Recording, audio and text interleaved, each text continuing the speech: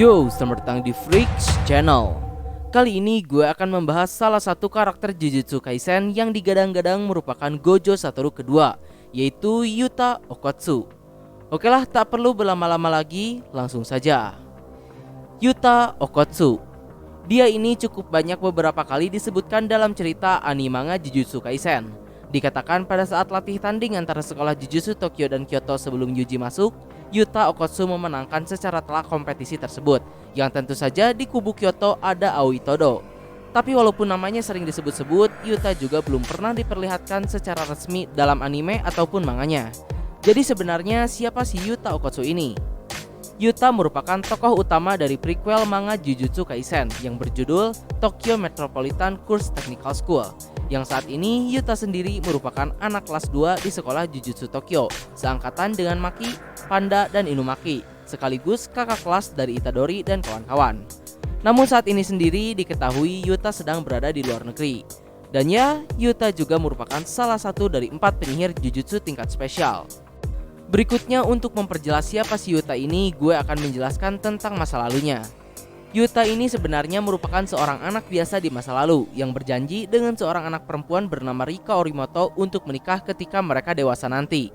Namun sayangnya Rika tewas karena sebuah kecelakaan dan akhirnya Rika pun bangkit menjadi roh terkutuk dan secara tidak langsung mengutuk Yuta karena sejak saat itu roh Rika Orimoto selalu bersama Yuta dan siapa saja yang menyakiti Yuta ia akan dibunuh oleh roh terkutuk Rika. Singkat cerita 6 tahun berlalu, Yuta pun sudah bersekolah. Namun di sana ia mengalami pembulian oleh 4 orang temannya. Dan ya alhasil Rika pun membunuh ke-4 orang tersebut. Hingga akhirnya Yuta Okkotsu diamankan oleh sekolah Jujutsu. Dan sama seperti posisi Itadori Yuji, Yuta pun saat itu akan dieksekusi. Namun di sana Yuta juga tidak keberatan dengan hal itu karena ia juga selalu merasa bersalah akan orang-orang yang Rika bunuh. Bahkan Yuta juga sudah mencoba untuk bunuh diri, namun selalu digagalkan oleh Rika. Dan sejak saat itu, akhirnya Yuta pun dimasukkan ke sekolah Jujutsu Tokyo di bawah pengawasan Gojo Satoru. Walaupun sebenarnya hukuman mati pada Yuta Okkotsu ini hanya ditunda, namun Gojo juga mengancam para petinggi di sana bahwa jika hal tersebut sampai terjadi, dirinya akan berada di pihak Yuta. Dan ya, sepertinya Gojo memiliki beberapa harapan pada Yuta ini.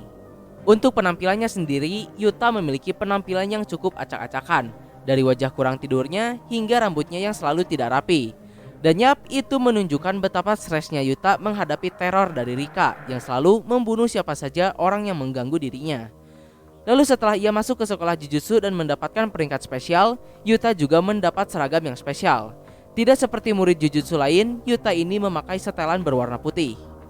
Lalu untuk kepribadiannya, Yuta merupakan seorang anak yang pemurung dan sulit untuk bersosialisasi. Yang lagi-lagi hal tersebut disebabkan oleh Rika. Yuta takut dan tidak dapat membuat koneksi dengan orang lain karena takut Rika akan tiba-tiba muncul dan membunuh seseorang tanpa sengaja.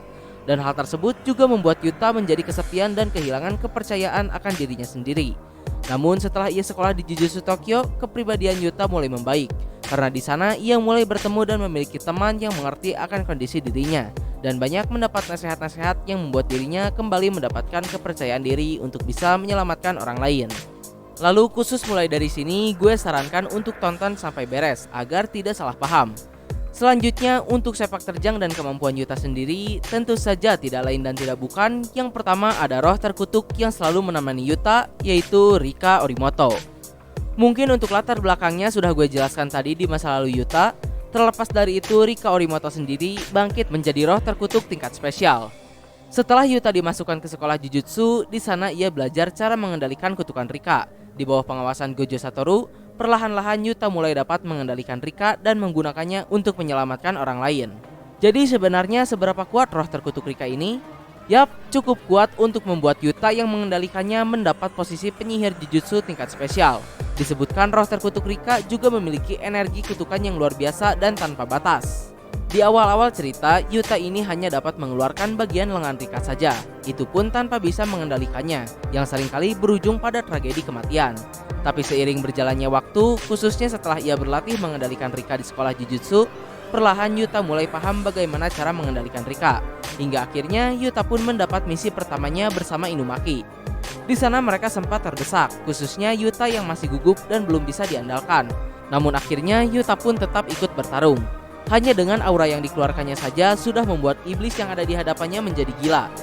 Lalu mungkin jika kalian ingat ketika Gojo Satoru akan disegel, Gojo sempat mengatakan pada roh kutukan yang mengendalikan tubuh Geto bahwa sebelum tubuh Geto yang asli dibunuh, Yuta Okatsu lah yang membuat Geto terluka parah. Di dalam manganya, Geto sempat menyerang sekolah Jujutsu dan para murid yang ada di sana. Maki, Panda, dan Inumaki berhasil dibuat terluka cukup parah oleh Geto, hingga akhirnya duel antara Yuta dan Geto pun dimulai. Di sana Yuta memanifestasikan seluruh wujud Rika dan langsung mulai dengan kekuatan penuh. Sampai akhirnya Geto pun juga mengeluarkan kartu asnya, Tamamo no Mae, salah satu dari 16 roh terkutuk tingkat spesial yang terdaftar. Dan ia juga berniat untuk mengakhiri pertarungan, di mana Geto juga merubah 4000 roh terkutuk yang ia miliki menjadi serangan terakhirnya. Namun di sana Yuta juga melakukan hal yang sama. Ia berniat mengorbankan dirinya untuk menghilangkan batasan kemampuan Rika dan melenyapkan Geto. Dan alhasil, Geto pun berhasil dibuat sekarat oleh Yuta, sampai akhirnya ia dihabisi oleh Gojo Satoru. Dan dengan hal itu pula, Suguru Geto yang merupakan penyihir Jujutsu tingkat spesial dan juga seorang kolektor roh terkutuk, menjuluki roh terkutuk Rika sebagai ratu dari kutukan. Tapi apakah kekuatan Yuta Okatsu ini hanya sebatas Rika saja? Tentu saja tidak. Yuta sendiri juga sudah sangat kuat dan berbakat. Yang pertama, Yuta sangat ahli dalam menggunakan pedang juga pengendalian energi kutukannya. Untuk mengendalikan kutukan Rika, Gojo Satoru memberikan Yuta sebuah pedang untuk menjadi media penampung kutukannya. Dan setelah itu Yuta kemudian berlatih cara menggunakan pedang dengan Maki. Dan alhasil Yuta pun menjadi cukup handal dalam menggunakan pedangnya. Ditambah dengan keahliannya dalam mengendalikan energi kutukan, membuat Yuta semakin berbahaya. Bahkan Yuta juga sempat menghancurkan pedangnya karena terlalu banyak memasukkan energi kutukan ke dalam pedang tersebut. Bukan hanya itu, seperti para penyihir kelas atas lainnya, Yuta juga memiliki kecepatan dan kekuatan yang luar biasa. Selama pertarungan dengan Geto, Yuta cukup banyak berkembang. Perlahan Yuta mulai terbiasa dengan pertarungannya, dan saat itu juga kecepatan dan kemampuan Yuta lainnya meningkat.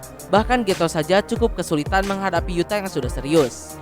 Berikutnya, Yuta juga dapat menguasai teknik tingkat tinggi kutukan pembalik. Padahal saat itu Yuta masih belum 1 tahun belajar di sekolah Jujutsu, yang mana Gojo Satoru saja berhasil menguasai kemampuan tersebut di tahun kedua sekolahnya.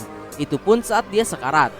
Melihat ketiga temannya terluka parah, Yuta pun kemudian mengamankan mereka dan langsung menyembuhkannya dengan teknik kutukan pembalik. Bahkan Geto saja yang ada di sana cukup terkejut dan berhenti menyerang untuk sekedar memberikan ruang pada Yuta. Karena Yuta yang masih merupakan seorang junior dapat begitu saja melakukan teknik tingkat tinggi tersebut.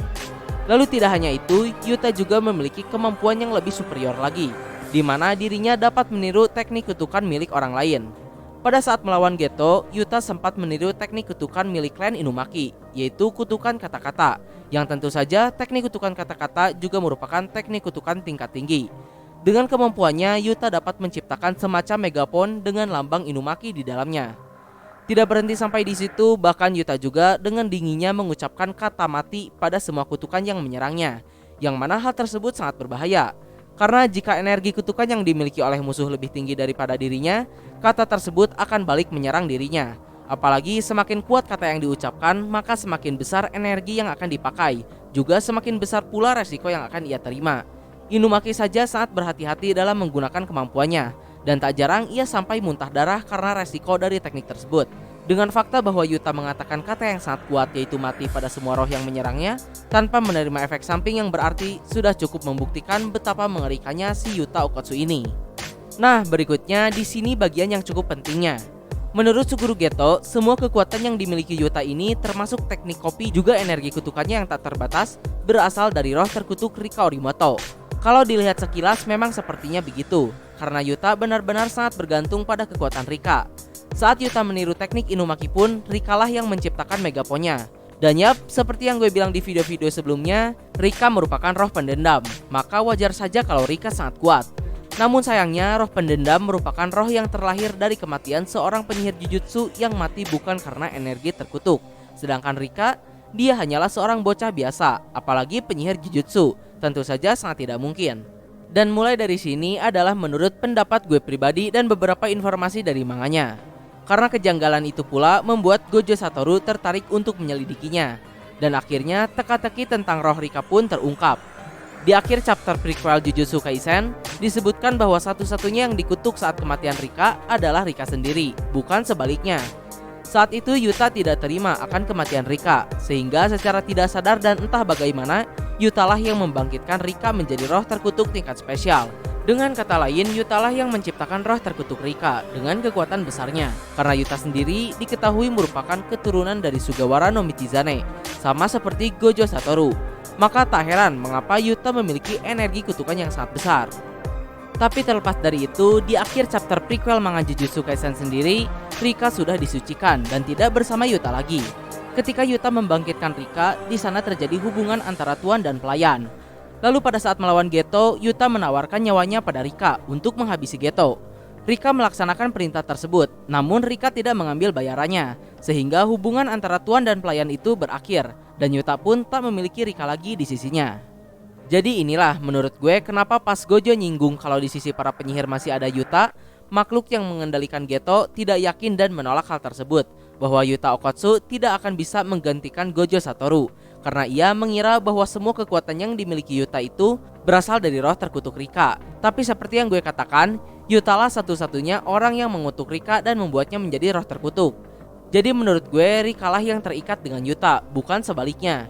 Justru gue rasa dengan lepasnya Rika, Yuta akan menjadi lebih kuat karena dapat menggunakan kemampuannya dengan bebas.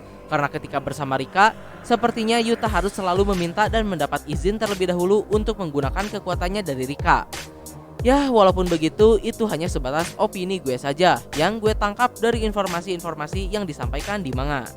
Dan karena itu pula, Gojo Satoru yang mengetahui fakta tersebut percaya bahwa Yuta dapat menggantikan dan melampaui dirinya. Bahkan mungkin Yuta juga dapat meniru teknik limitless milik Gojo. Dan terlepas dari itu, walaupun Yuta sudah kehilangan Rika, tapi ia tetap mempertahankan posisinya sebagai tingkat spesial.